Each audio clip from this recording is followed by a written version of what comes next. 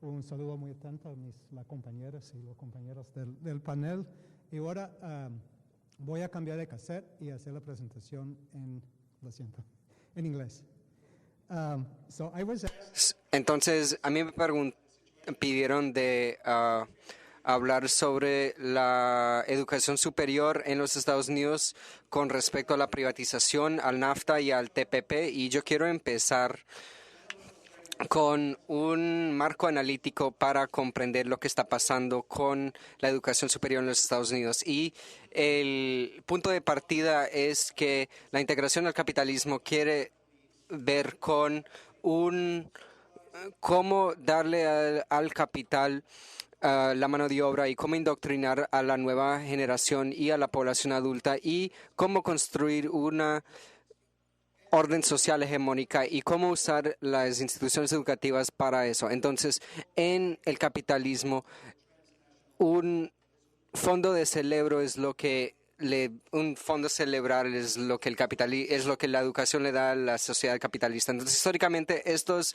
aspectos de la educación capitalista han sido enfrentadas por movimientos sociales, pero en el siglo XX, el Banco Mundial marcó la agenda global con un informe que dice que la educación tiene que ir desde la infantería hasta la educación superior, que a un proceso neoliberal que quería decir una primaria universal, pero la privatización de la secundaria, la privatización de la educación superior. Entonces, ¿por qué el Banco Mundial tenía esta agenda neoliberal? Pues en esta nueva etapa de la globalización capitalista, el sistema se continúa a reestructurarse a nivel mundial y también integrado. Entonces, el capitalismo mundial tiene diferentes necesidades para la fuente de mano de obra global y podemos identificar tres tipos de mano de obra del cual necesita el capitalismo. El primero es un cadre de intelectuales que van a pensar para el sistema en su conjunto. Y ellos van a las universidades más elegantes, Harvard, Yale, Oxford, Cambridge, y en México al TEC de Monterrey, el Iberoamericano, etc. Ellos hablan por la humanidad, un grupo pequeñito. El otro grupo que necesita el capitalismo globalizado es un ejército pequeño de tecnócratas, de administradores y de profesionales que podrán resolucionar los problemas que el sistema tiene para su propio mantenimiento y desarrollo. Y el tercer grupo, que el grupo capitalista, que la sociedad capitalista necesita de la educación superior, es un ejército grande que van a ser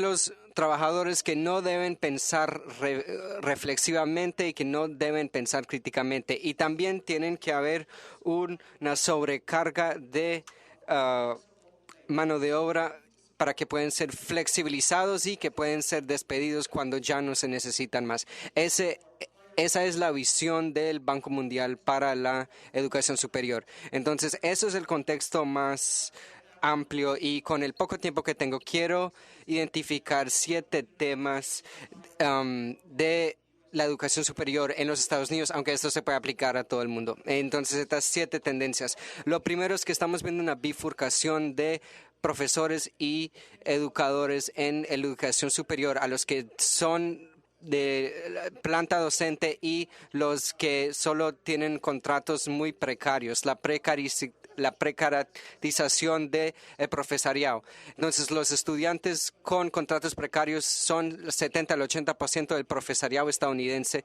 que no tienen ningún tipo de beneficios ni de buen pago.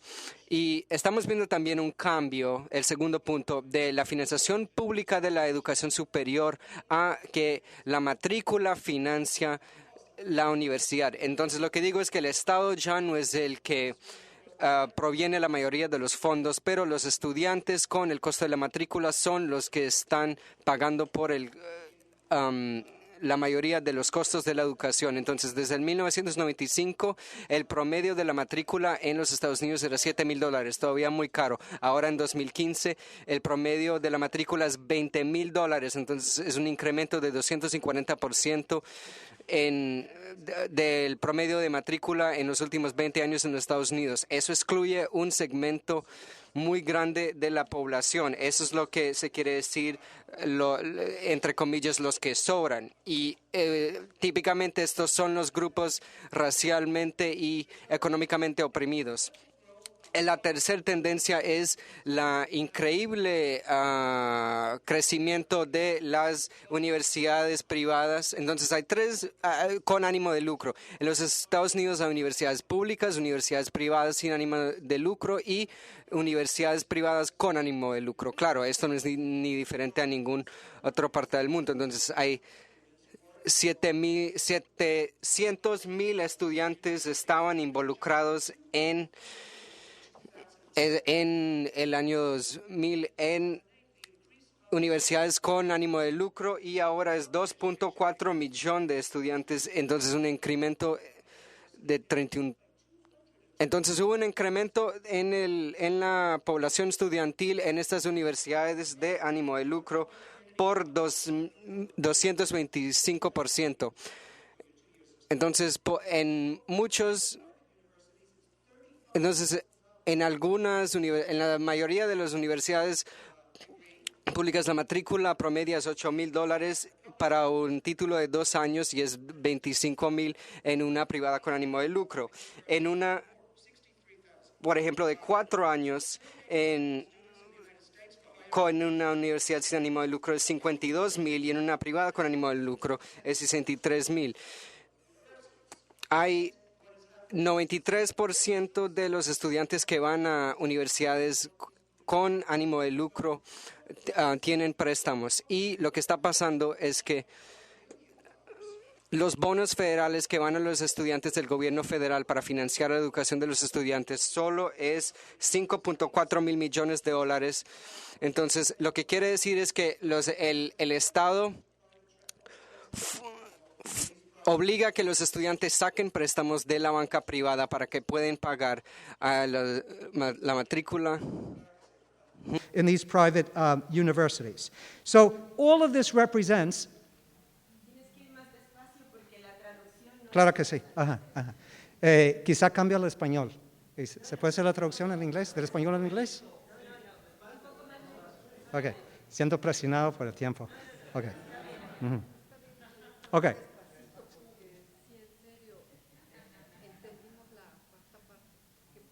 Ok, disculpe, perdón. Ajá. El chico que está traduciendo no alcanza a decir todo lo que está diciendo. Ok, mis disculpas. Okay. So get an extra minute for that interruption? Okay. So all of this, what it's representing is an escalation of public and state subsidization for corporate-owned and run schools. And that's the general neoliberal model for the whole world, for everything, but this is the U.S. higher education application. The fourth dimension here is what in English they call public-private partnerships, asociación pública-privadas, in which the state subsidizes. En que el Estado así reemplaza las universidades públicas y que se lo regalan a las corporaciones privadas. Hay dos modelos. El primer modelo es que el Estado tiene sus agencias, por ejemplo, el Instituto Nacional de Salud, etcétera, y ellos dan fondos a través de pagos de clase trabajador y impuestos, y de esas instituciones, a través de las universidades, vienen los resultados de investigación, los cuales dan a las empresas farmacéuticas, el complejo militar industrial, las corporaciones de petróleo, para que se vean que el Estado sí está subsidiando esas investigaciones a través de capital cooperativo. Y en las universidades públicas, bioquímica, física, etcétera, todos se vuelven así brazos de investigación cooperativa y sus necesidades. Entonces, las universidades públicas dan fondo a esa acumulación de capital privado y vemos una fusión de los fondos de universidades y el capital cooperativo. Y como se tiene que vincular todos los 7 dimensiones, está financiado por los estudiantes de clase trabajador que dan los gastos de matrícula y regresan. Entonces, tú puedes ver como toda la telaraña de ese sistema. Entonces, la agenda de investigación en nuestras universidades y la agenda intelectual ahora se establece por el capital transaccional más que nunca. Y las universidades ya no son una fundación reserva de los conocimientos para la sociedad, ya no son reservas públicas y se convierte en una reserva privada for transnational capital. La quinta dimensión es esa acumulación de deuda estudiantil.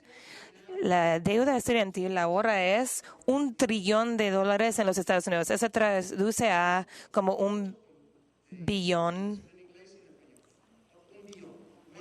Es $1 billón.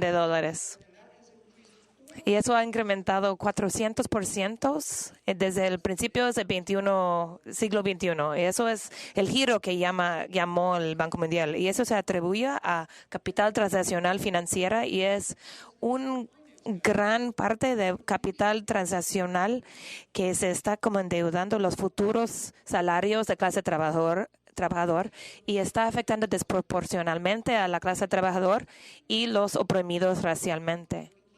Y como también la clase trabajador paga la mayoría. Pero 40% de los ciudadanos estadounidenses tienen deuda estudiantil para educación postsecundaria. Si quieres buscar un trabajo en los Estados Unidos, necesitas un cheque de tu crédito y antes de que te contraten. Y si no estás pagando sus deudas estudiantiles, no te contratan. Entonces, estamos hablando de contratación pública-privada. Vivienda, crédito, una tarjeta de crédito y no puedes sobrevivir sin una tarjeta de crédito. Entonces, es un mecanismo de como gran control social. Y igual como los gastos de matrícula y su incremento, lo que afecta más son los grupos oprimidos racialmente, los pobres y la clase trabajadora.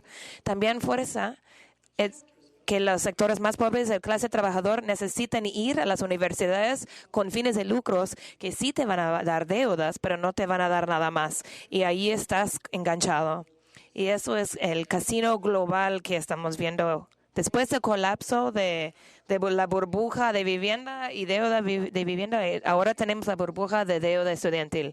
Si es los séptimos puntos, ahora estamos en el séptimo, es que las masivas problemas de los 60s y 70s al nivel global lo que trajeron a un cambio universitario en cuanto a la currícula. Entonces tienes más como estudios de tercer mundo, estudios de mujeres, estudios de género, pero ahora con lo que es la privatización progresiva a las sociedades, lo que estamos viendo es la privatización y todas esas tendencias están impactando más directamente y más inmediatamente a esos programas que se llevaron a cabo a través de los movimientos sociales.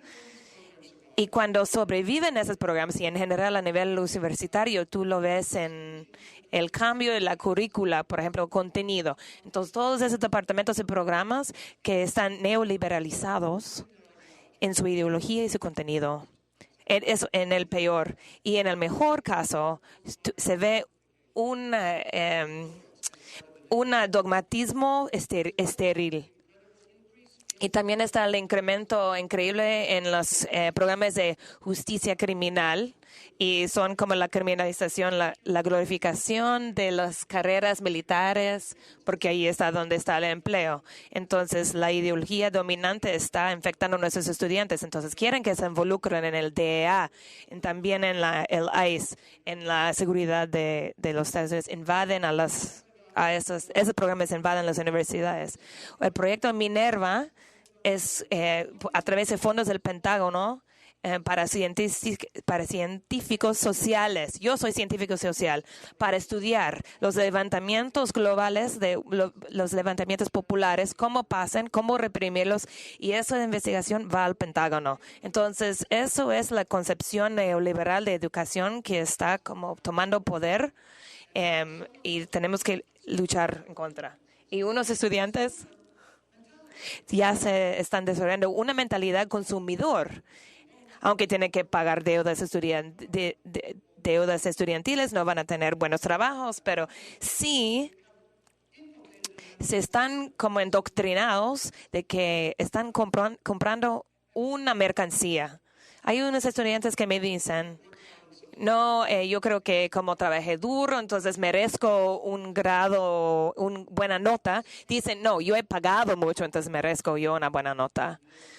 Eso es como lo que está imponiendo la agenda neoliberal en nuestras universidades y el sistema universitario. Y mi punto final, ¿tengo otro minuto? Ok, mi último punto es que el activismo estudiantil está históricamente en la vanguardia de todas nuestras luchas, movimientos. Cada generación estudiantil, clase trabajador, en el campo, la juventud juega un papel crítico en nuestros movimientos sociales hasta la fecha. Juventud junto con las clases trabajadoras están enfrente de las luchas. Y lo que estamos viendo en las universidades es que el activismo estudiantil está como creciendo muy rápidamente. Eso es algo positivo, pero a la vez, dado a esa agenda neoliberal, adentro de eso, muchos estudiantes no ven la necesidad de empujar su activismo para vincularlo con teoría revolucionaria y con una crítica radical y de desarrollar su pensamiento crítica. Entonces, yo voy a concluir diciendo, hablando de nuestra como poder colectivo y nuestras luchas colectivas, nuestro papel como intelectuales radicales es más y más importante en nuestro trabajo con los estudiantes de nuestras universidades para desarrollar una alianza de estudiantes y trabajadores que tienen que venir desde nuestras universidades y vincular con las comunidades locales y al nivel global.